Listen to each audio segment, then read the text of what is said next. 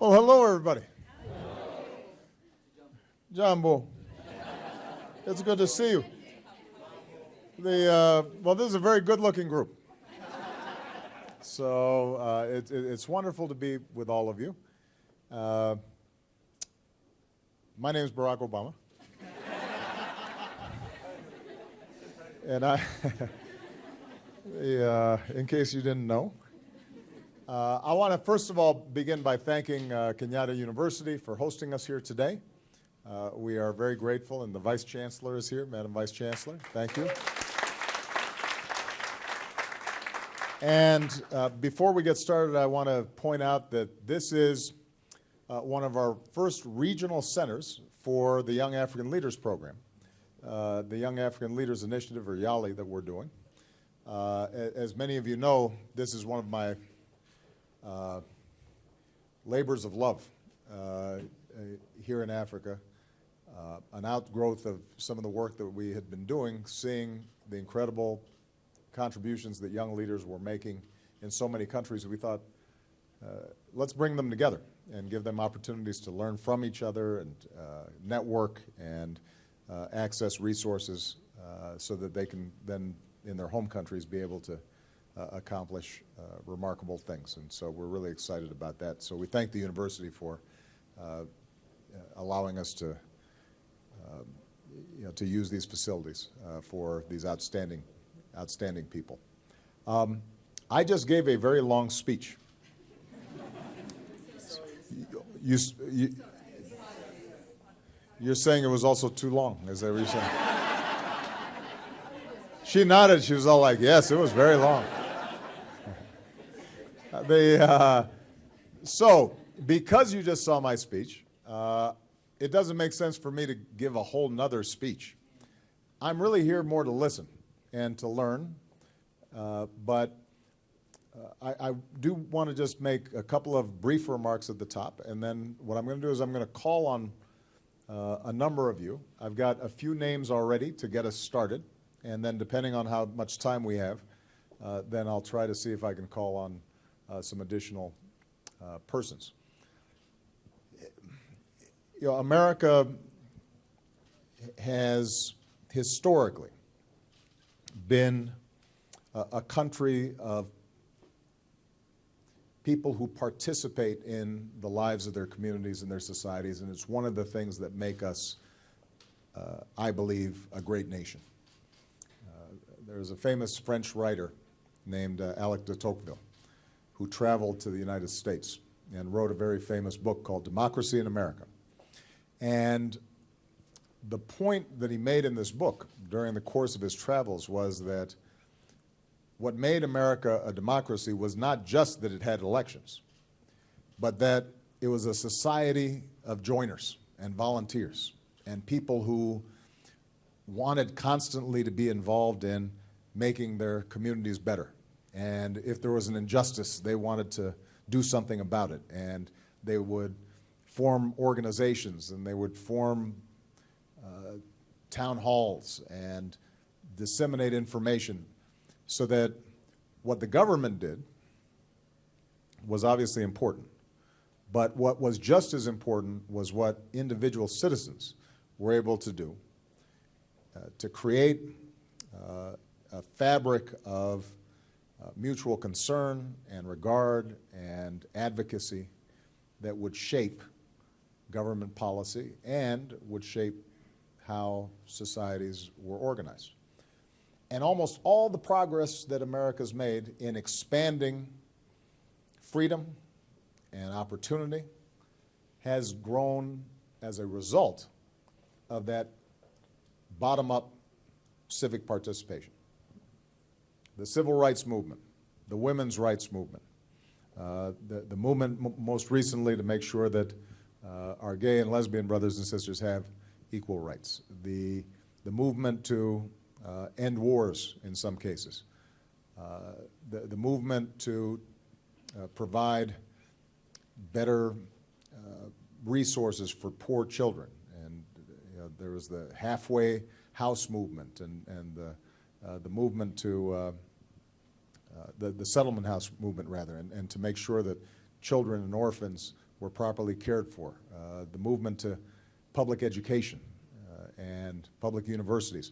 So many of the environmental movement, so many of these things arose because ordinary citizens started to get together and speak out and press their demands on their government, and eventually politicians responded.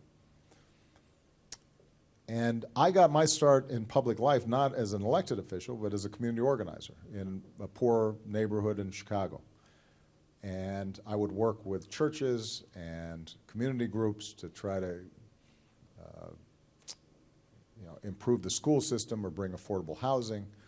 And we weren't always completely successful, but it taught me the importance of the voices of ordinary people when they come together to create a better vision for the future. And that's why I think civil society is so important, and that's why I emphasized it in the speech that I made today. This is something that I emphasize wherever I go. Democracy does not stop on Election Day. For a real democracy to work and for a society to thrive and continually improve, it requires that people continue to participate. And there have to be laws in place to protect that space and facilitate people's ability to participate. Now, the good news is here in Kenya, you now have a constitution that creates the space for such participation. Alongside freedom of the press and freedom of assembly and the ability to organize politically, these are precious freedoms that have to be protected. Because Kenya is a young democracy, there's always a concern that it might slip back and that space might narrow despite what the Constitution says.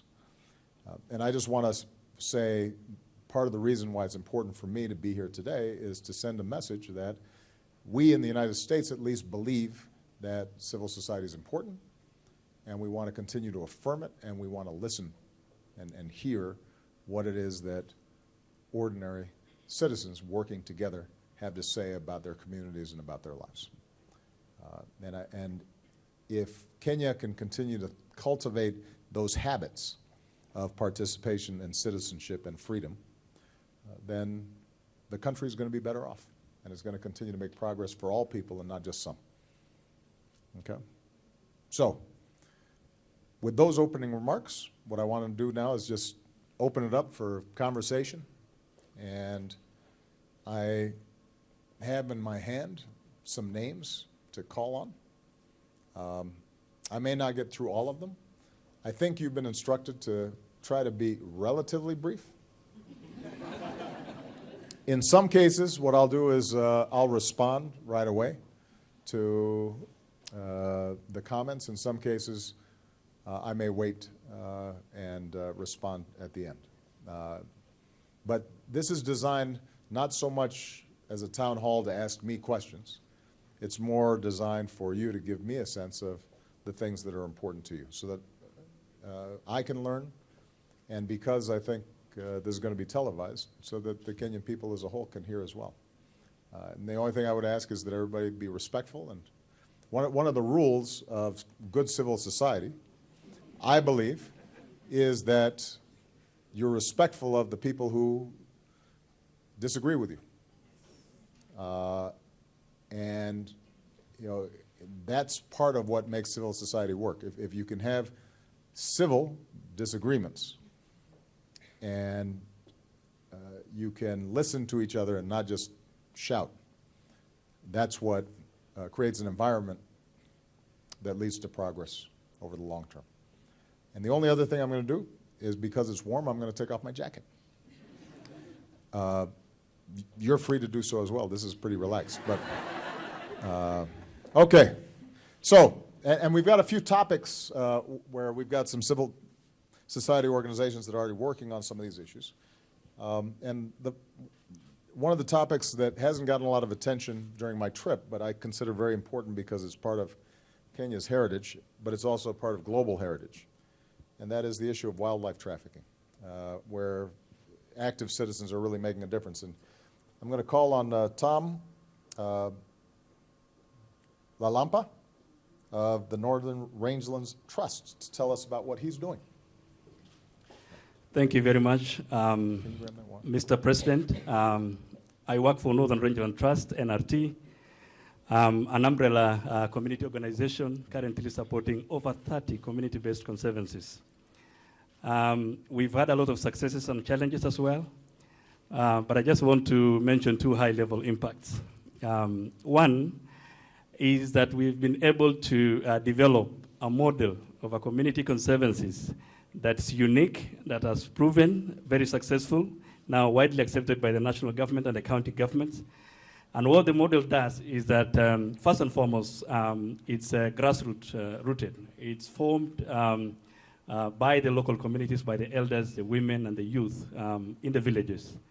And so these institutions help to anchor good governance, gender matters, awareness, microfinance for youth and our women as well, and many, many more programs, including the livelihoods, anchoring water. It's becoming an entry point for the national government and the county governments to deliver services to the local communities. It's also structured in such a way that the political leaders take part in those institutions.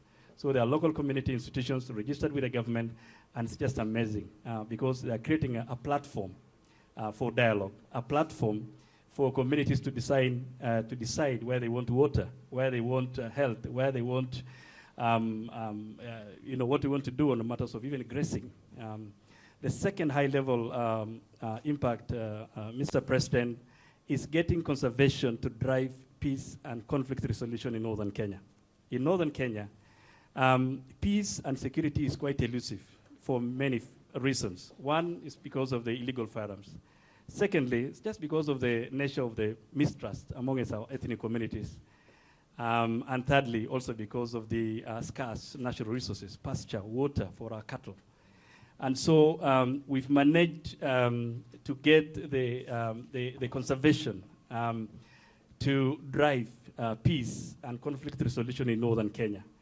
I was telling my friend Paula here that when communities, local communities are not don't have peace, then there's no way the elephants will be in peace.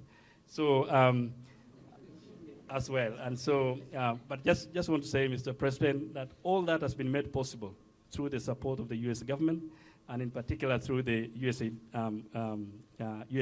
Kenya. Mr. President, we have a number of challenges, but I'll put them in terms of kind request to you. One, would appreciate the U.S. government support to protect and conserve the remaining African elephants. I'm saying the remaining because we have lost many. You can help us in three ways. First and foremost is to crush demand and market, Mr. President, not even reducing it. If we can, let's crush it once and for all. The Kenya government, the civil society ourselves, and the local communities can only prevent poaching from the source, from being poached. But the markets, the demand, Mr. President, are far outside our borders. We are helpless. Please help us. The other way you can help us to protect and conserve the remaining African elephants, Mr. President, is to get the U.S. government be member of the African-led Elephants Protection Initiative. Currently, 9 African states have signed to it, and it will just bring enormous support and recognition if your government can join it and also be part of it. Thirdly, in terms of helping us conserve and protect our elephants, the remaining, is, Mr. President, to help us deal with the mammoth ivory.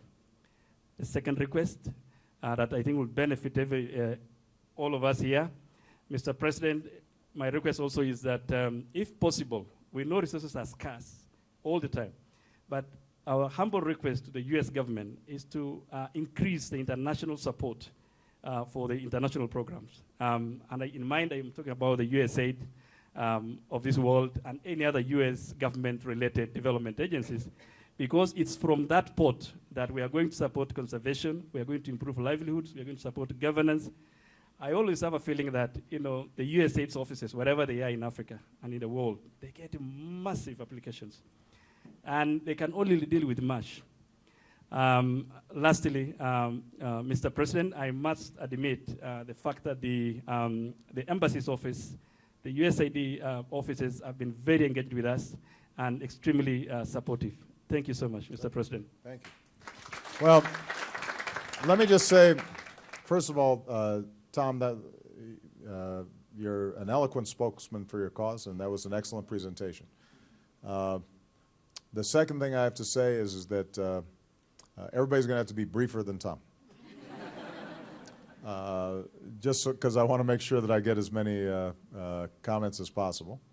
The third point is, with respect to conservation, you said the elephants that have been lost, 20,000 elephants have been lost in recent years.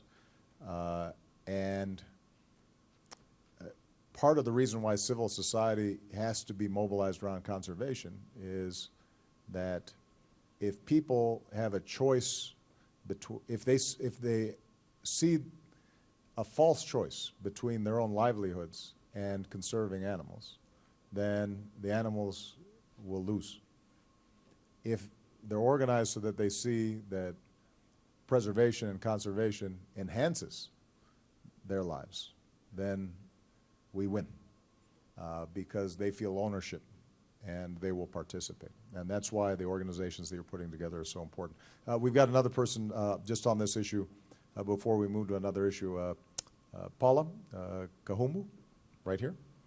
I could tell because she's got an armband that says, hands off our elephants. Thank you, With the Mr. Wildlife Trust. Thank you, Mr. President.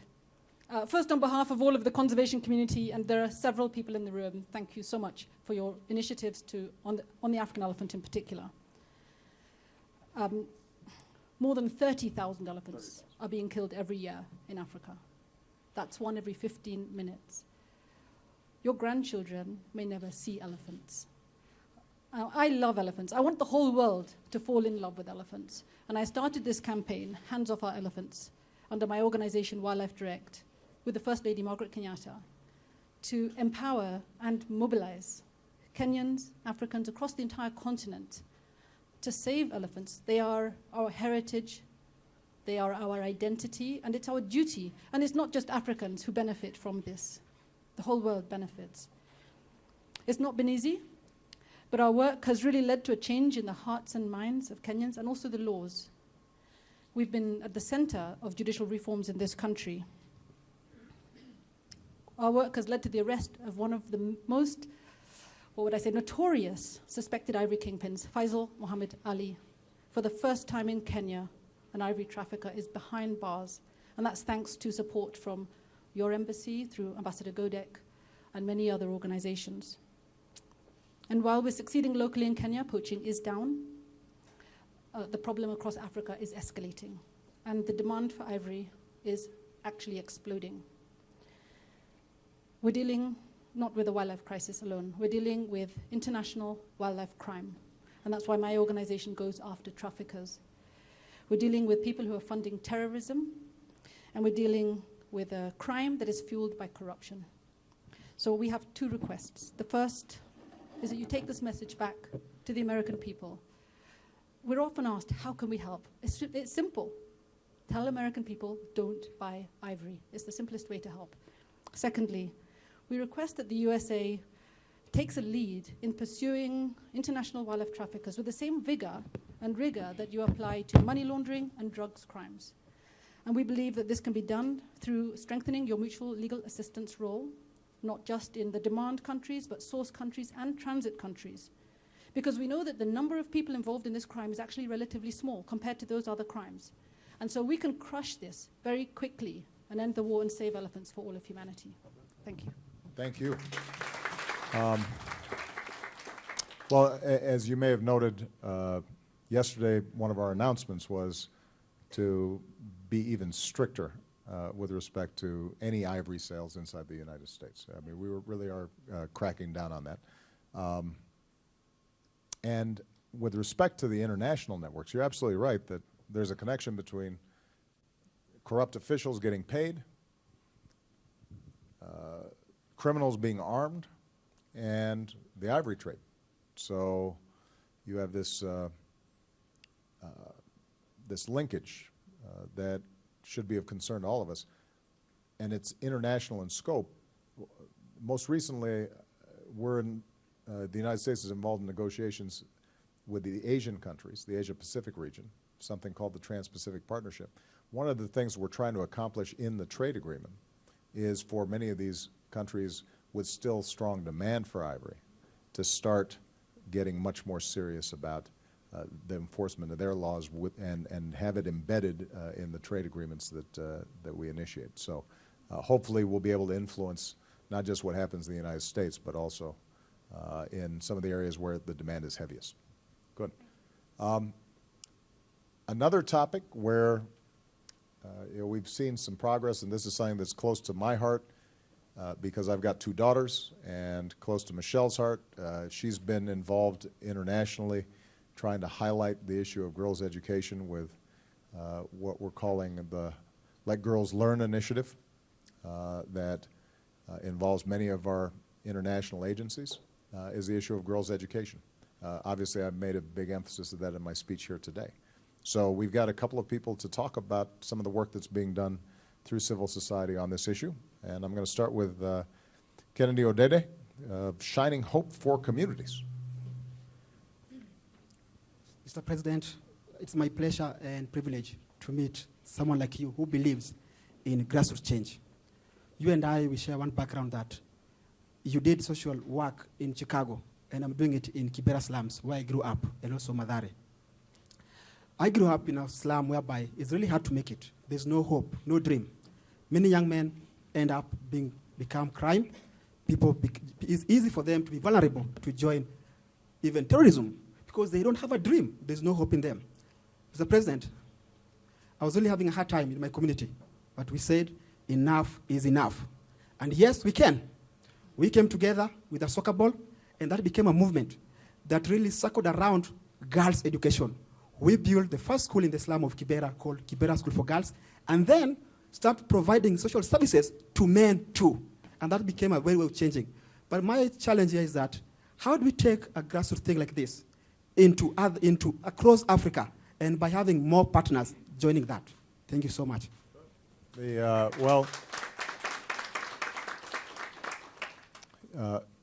Organizations like yours, if you show that it works and you're creating a model of success, then it's more likely that it gets adopted in other places. People learn from seeing something succeed that people might not have believed before could happen. And if they see that a school for girls in Kibera, with all the poverty there, is successful, that means it can succeed anywhere. So we're very encouraged by the good work that you're doing.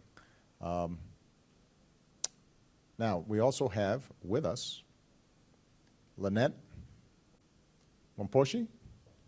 Lynette is right there. Now, Lynette is a student, and she's here from Pangani Girls Form 2. Lynette. Thank you, Mr. President, for giving me this chance. Let me speak with you a story of a friend of mine. At the age of 12, in Standard 6, she dropped out of school and underwent FGM, female genital mutilation. In my community, after undergoing the circumcision, the girl is said to be, she's ready for marriage. She was married to a man older than him, twice her age.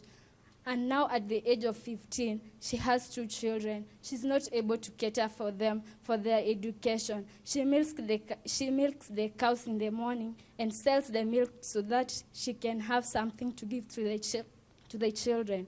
For me, I got an opportunity to be at a boarding school in Kakenya Center. I had all the chance to study, and I had all the time. I was not to milk the cows for my mom and prepare my siblings to go back to school. But now I'm studying in Pangani Girls after I had topped in my school and become the first girl in the center. And now I would like to be a cardiologist and study in Harvard University. And That sounds good. And also, I would like to set an example to the girls in my community that a girl can really become a cardiologist. Thank you. That's wonderful. Lynette, hold on, before you were so inspiring. Give Lynette the mic back. Lynette, how old are you right now? I'm 16 years You're old. 16 years old. So and how did you come to be able to go to the boarding school? I was helped by Kakenya, who sponsors the Kakenya Center, and that's how I got to study in Kakenya Center. And my dream started working in that center, where I had a dream to go to Mary Hill, of which I didn't make to Mary Hill, but I made to Pangani Girls. So so there was a center there, and by you coming into the center, then you started having bigger dreams about what you might be able to do. Okay, I never used to have bigger dreams like now. Before I joined the center, I even never knew what I was going to do because I never had any hope in life. Yeah. See, Lynette, I'm sure you're going to be an excellent cardiologist. So that we're very proud of you, but it just sends a message in terms of why civil society is so important. So many of our young people who have a lot of talent, but they just don't know what's possible. And sometimes the most important thing is just to show them that this is what could happen in your life if you work hard. And when they have a vision about what could happen, then suddenly they're motivated, the same way Lynette is motivated. And she starts having bigger ambitions about what's possible. That's part of the reason why civil society organizations that create mentorship programs and programs for young people to interact in different professions and talk to people who've succeeded is so important. And in fact, in the United States, I've set up something called My Brother's Keeper, designed to target disadvantaged youth so that they are connected to mentorship programs, and very similar to some of the work that resulted in Lynette being inspired. In fact, we have young people who are mentors at the White House, and we connect them with all of our senior staff. And I have dinner with them and give them advice. And I don't know if they listen to the advice, but I think they do. Lynette, you're a very fine young woman. Congratulations. We're very proud of you.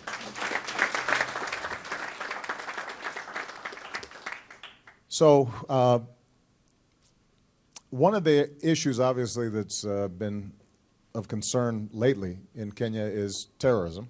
This is an area where I'm working extensively with the government.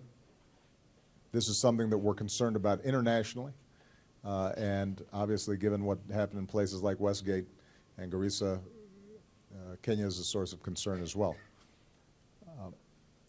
But as I said at the press conference yesterday, one of the important lessons that we've learned is that you can't just fight terrorism through military and the police. You also have to change people's hearts and minds and give them a sense that they are included in the society and enlist them in assisting in fighting against terrorism. And so I actually think that it's important to include civil society in the fight against terrorism. That's what we're doing in the United States. That's what we need to do here in Kenya as well. And so we've got a couple of organizations that are here that I want to call on just to talk about how the kind of work they're doing and what they're finding on the ground in dealing with this very important issue. And I'm going to start with Hassan Ole Nado, who's with the SUPKEM. He's the Deputy Secretary General, which is a very important title. But here, please, go ahead. And describe for us what SUPKEM does, and is it regionally located, is it national, or is it more along the coasts? Tell me about what it's doing. Thank you, Mr. President, for this opportunity and also for having time with civil society in Kenya. The Supreme Council of Kenya Muslims is an umbrella organization of Muslim organizations in the country, particularly mosque and madrasa committees all over the country, and also we now have community-based organizations that are working at the community level, but they found time to affiliate and to be part of the Supreme Council of Kenya Muslims. We are here, and we have been doing this work for the last 2 years because we are a little bit late in the journey but we realize that it's very important for the community to be engaged. We have worked before by developing a counter-violent extremism advocacy charter that calls for community leadership, calls for government engagement, and also brings other civil society organizations on board so that we can be able to deal with this issue. As you have rightly said, terrorism is not about military or the police or other things. It's more of community issues. So it has both security and social aspect of it. And I really thank you because of the White House Summit, which I was privileged to attend with Hussein Khalid of Haki Africa. And after that particular meeting, when we came back to Kenya, we have found an opportunity to engage with government. Because before that White House Summit, the engagement or relationship between civil society working on CVE was a little bit lower.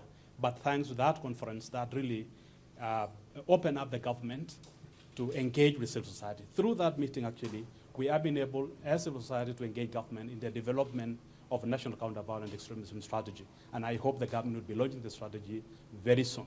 We know a number of organizations who have been involved in this part of community projects, like Haki Africa and Muhuri, are currently facing some problems. And I hope through your engagement with government, you'll be able to raise concerns of these institutions, which I know the American government cannot engage organizations that have a relationship with the terrorist organizations.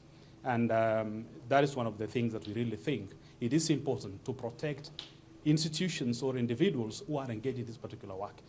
At the moment, we are also working with the returnees. In this country, we have young men and women who are somehow misadvised and found themselves in terrorist organizations. They found a way of getting back to their country, and there are not clear ways of engagement. I thank the government of Kenya because they gave an amnesty to those who are willing to be given the amnesty. And the moment we are really engaging them, and the government is also opening up, because at the moment now they are also creating what they call interagency coordination centers at the county level, where all arms of government are talking together before they take actions against suspected terrorists. The Muslim community, the leadership, the scholars are also now on board, and they are really working on the areas of counter-narrative, because there are two narratives here. There is ideological narrative, and there is the old narrative of marginalization and other aspects.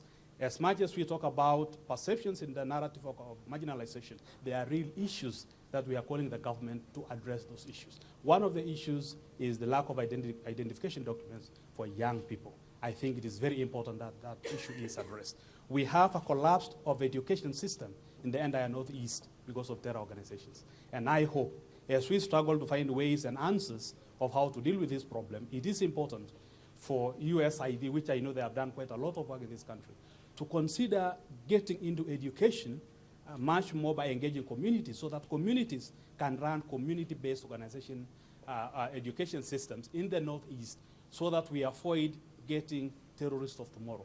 Because we have over 400,000 young children who are not going to school because everybody else has pulled from the region. Maybe if I speak, I'll speak for many days, but I really thank you for this opportunity and also for having time with the civil society organizations. Asante sana. Thank you. Thank you.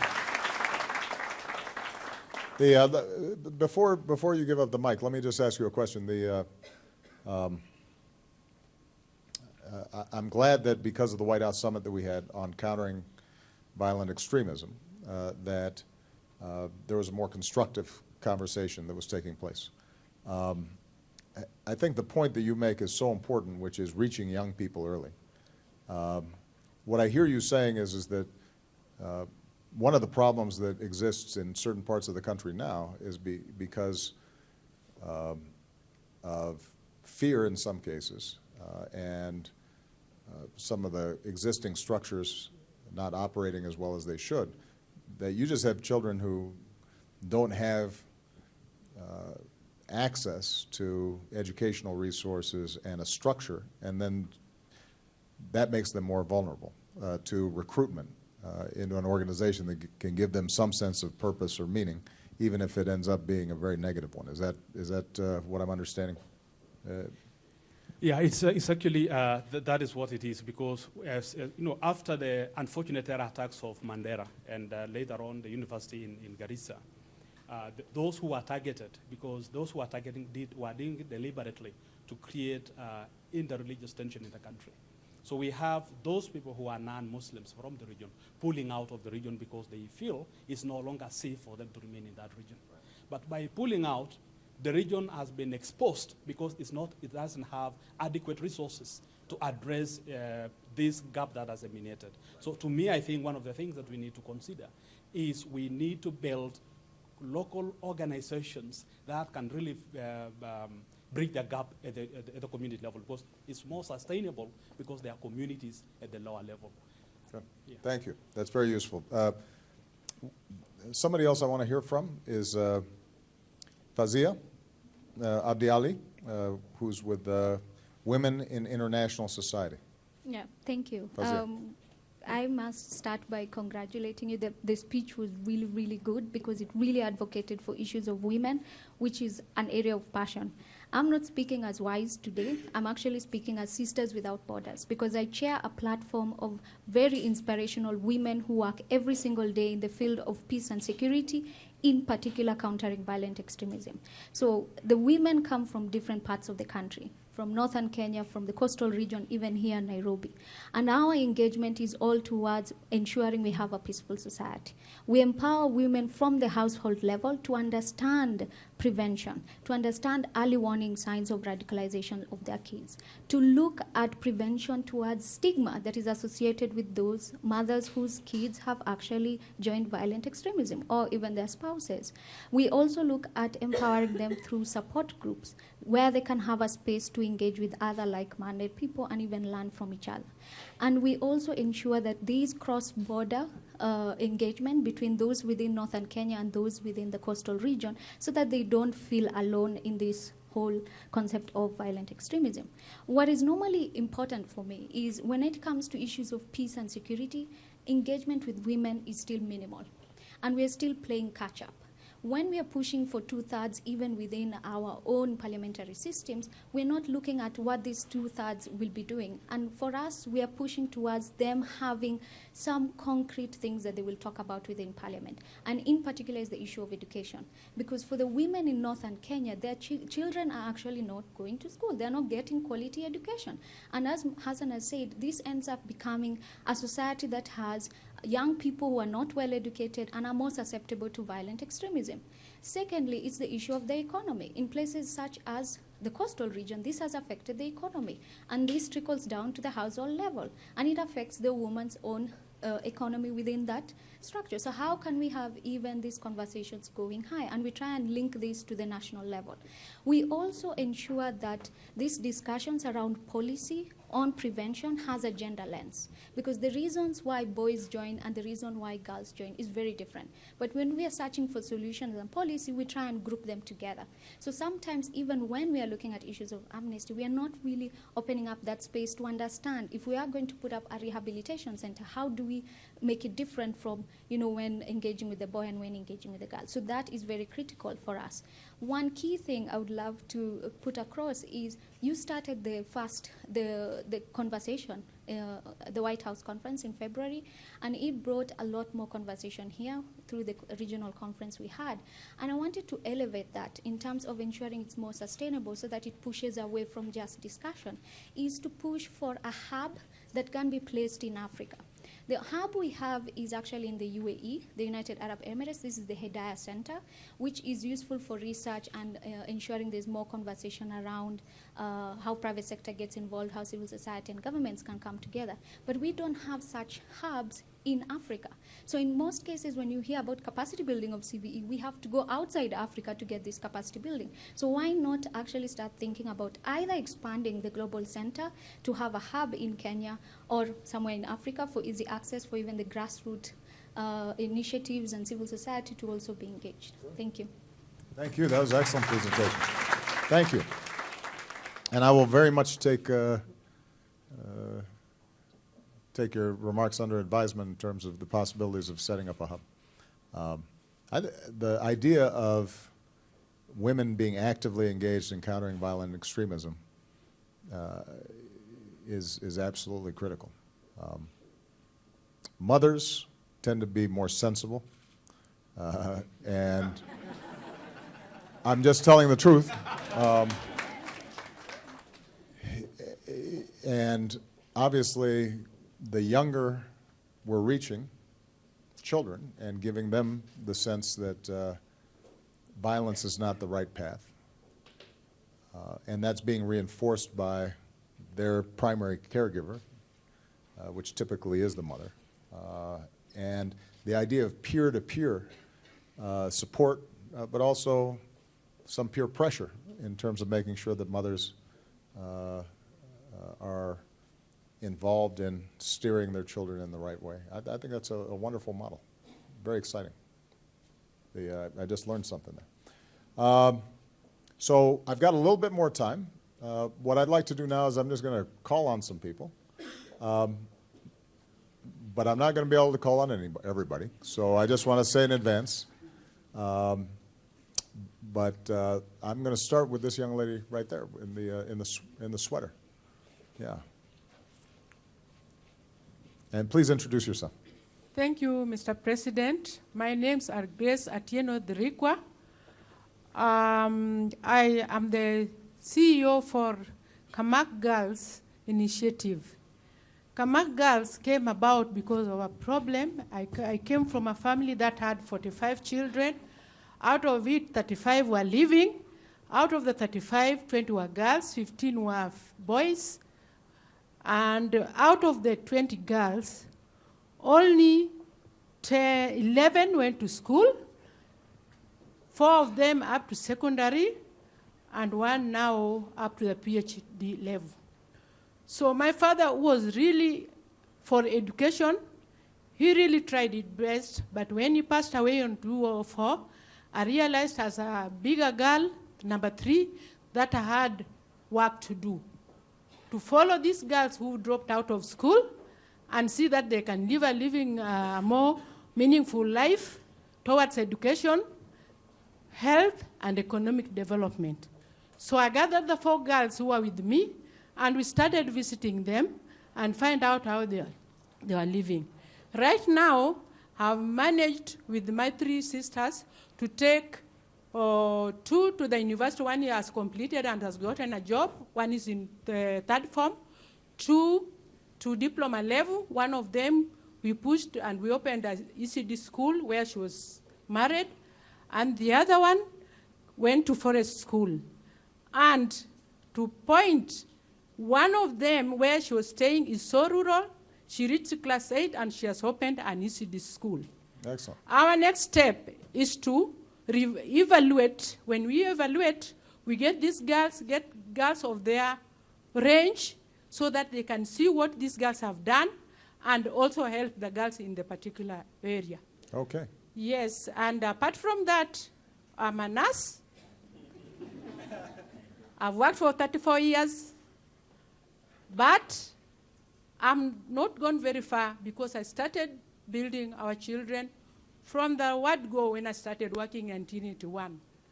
I have 3 children. They've not gone very far because I'm taking care of these people. So my request is that this group of mine can move further so that wherever these girls are married, I can, not only those girls of ours, but also the girls in that area can also see that they can do it. Thank you so much. Okay. Well, thank you for your good efforts. So, this young lady right there. Get a mic real quick. And I'd ask everybody to try to, be as brief as possible so I can get as many additional questions as possible. Thank you very much, Mr. President. I'm here on behalf of the Devolution Forum. That's a civil society coalition that was set up early last year because we were very concerned about challenges to the implementation of devolution in Kenya. And so I'll speak to just very briefly 4 points. I have a more comprehensive memorandum, but one is we're very concerned about the structure of development assistance on devolution. A lot of it is being channeled through the national government to go to the county governments. And this is contrary to the Constitution, which recognizes the 2 levels of government as having shared sovereignty. Now, this is a ploy by the government to, keep power centralized. It's really a method of controlling the governance structure. So we find that even with the US, some of your programs are being channeled in this way through the national government for the county government, and we find that this is bad for devolution. We find also the World Bank very much is channeling their funding in this direction. The other thing that I'd like to address is to do with the war on terror. We've noted that there's an intergovernmental aspect to the war on terror. And because the security reforms have not been implemented as was to the pace that was supposed to be, we find that these intergovernmental institutions, such as the county policing authorities, the community policing, ideologically and even structurally have not been set up. Ideologically, we find that they're being taken as more information gathering rather than community policing, where communities get actively involved in their community policing. So we are very concerned that as the US assists the Kenyan government, are you going to look at the ideological foundations of the structures that will engage citizens and the county governments in the security process? Because if we don't do that, then we'll undermine the war on terror and security. I'll pick one more because Because you're running out of time. I'm out of time.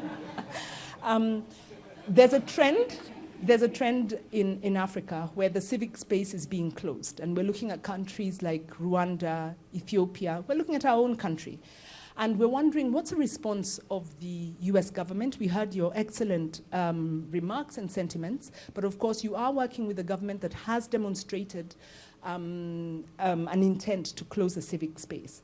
So what's your approach going to be as you consolidate your work with the Kenya government in terms of supporting civil society? We're finding even support for civil society is not as rigorous as it should have been. Thank you. Those are all excellent remarks. Let me just, you can give them to somebody. Let me just broadly talk about devolution, and then we'll talk about how we are interacting with the national government on civil society issues. With respect to devolution, Kenya now has a constitution, and it has laid out how devolution is supposed to proceed. That'll be subject to interpretation and legal challenges and political arguments. That's probably not an issue that the United States will be weighing in on deeply. And the reason I say that is because we have a system of government with a national or federal government, and then state governments, and then local governments. And the relationship between the federal government and the states, the relationship between federal law and local laws is extremely complicated and has been the source of constant democratic debate, argument, challenges, court cases, and that's been going on for 250 years now. I mean, that was part of the original issue in the formation of the United States of America. How much power remained with the states, how much power went to the federal government. So the challenge that we would have as an international, or as an outside party, as the United States of America, is that how that plays itself out within Kenya is ultimately up to the Kenyan people. Because there are arguments actually on both sides when it comes to national versus state power. In the United States, for example, those who wanted to maintain racial segregation consistently used the argument that states have the right to do what they want, and the federal government doesn't have the authority to enforce civil rights laws that are discriminating against minorities at the state level. And I actually think in that situation, the national government needed to say to states that had segregation laws, you have to stop. And national law and the rights of individuals that are in the Bill of Rights are superior to whatever challenges or whatever claims are being made for states' rights. Now, on the other hand, there are times where the national government is involving itself in states unnecessarily and imposing views that may not be properly adapted to the local region. So I guess what I'm saying is that that's an issue it'd be very difficult for us as outsiders to try to figure out. What we can do is to say, consistent with democracy, you have a constitution, you should abide by what's in your constitution.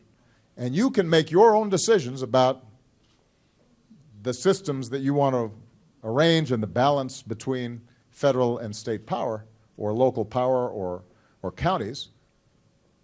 And as long as it's proceeding in a legal process consistent with the Constitution, we're okay with that.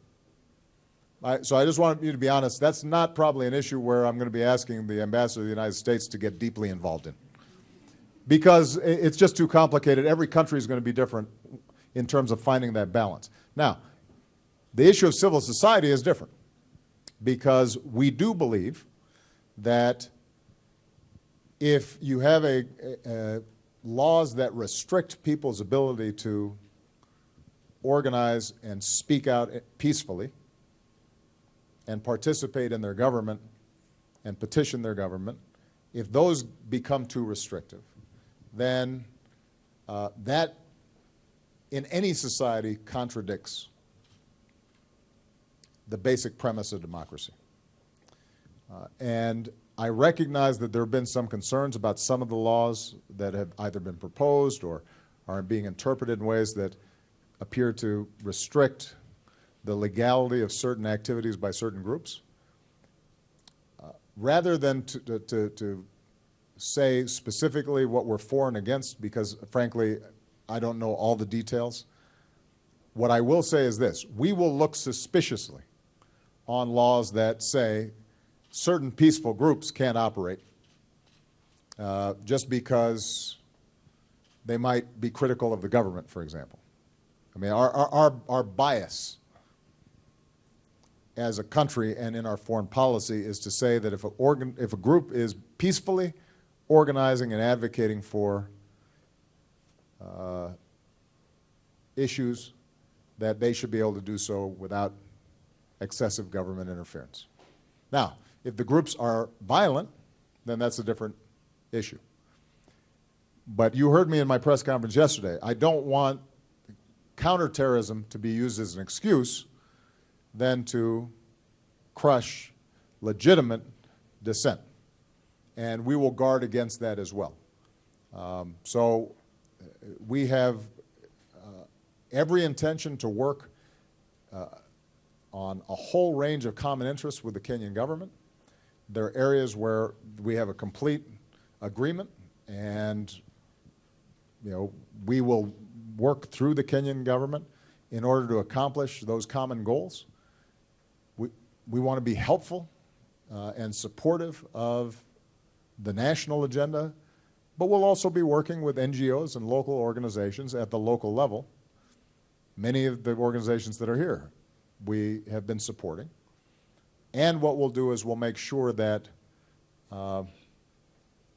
in all of our interactions and engagements with the government, when we see an organization, for example, that we have determined is in fact legitimate and is peaceful, that it is in some ways being suppressed, we will speak out and we'll be very clear about it. So we're going to be engaged, we're going to be involved, but as I was telling, I met with some of the opposition leaders very briefly, those who are not in government after the speech, and I told them, you have a legally elected government, and we're going to work with that government, but we're also always going to be listening to all elements of Kenyan society. It was funny, though, that one of the opposition leaders, I won't mention who, was saying, you know, we really need you to press the Kenyan government on some issues. And I had to say to him, I said, I remember when you were in government, you kept on saying, are you trying to interfere with Kenya's business? You should mind your own business. So everybody wants the United States to be very involved when they're not in power, and when they're in power, they want the United States to mind their own business. I think the way that we are going to operate is just to continue to be honest and to promote the kinds of policies and interests that we believe in. But ultimately, and this is probably a good way to close, ultimately I just want to remind everybody that Kenya's prosperity, its freedom, its opportunity, the strength of its democracy is going to depend on Kenyans. It's not going to depend on somebody else. You know, there was a time post-colonial Cold War when the big major powers were constantly interfering and determining what was happening in other countries. And frankly, the United States sometimes was involved in trying to decide who should be in charge of countries. But that honestly has changed. Our policy is to respect the sovereignty of nations and to recognize that it's ultimately up to the people of those countries to determine who leads them and their form of government. But we are not going to apologize for believing in certain values and ideals. And I may interact with a government out of necessity where we have common interests. But if there are areas where I disagree, I will also be very blunt in my disagreement. And that's true whether it's Russia or China or some of our European friends or a great friend like Kenya. The good news is that overall, the United States and Kenya have so much in common, so much shared history, such strong people-to-people ties, that the disagreements we have, regardless of who's in power, tend to be far fewer than all the areas where we have work to do together. But I'm very encouraged to see that we've got such a strong civil society that's going to help move Kenya forward and also help create a stronger relationship between the United States and Kenya for years to come. So thank you for being here. This is a great conversation.